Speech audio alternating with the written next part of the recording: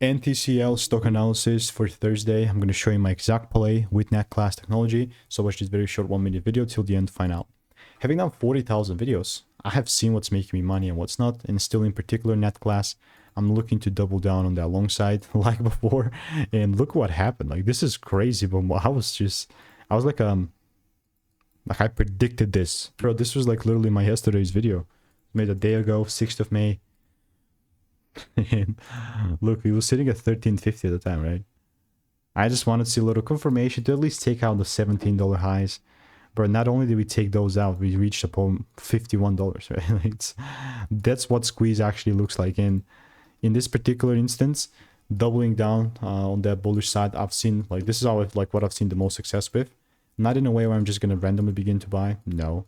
But I would definitely prefer a full-on double break as such. And only then, if it does pull down and shows me some sort of shift, I'm going to look to buy and everything. So this is by no means financial advice. I will continue to keep you updated. In the meantime, all I'm doing is I'm just waiting. And if you want to learn how to consistently make you 5 to 10K per month without indicators, click the first link in the description and get my free emails.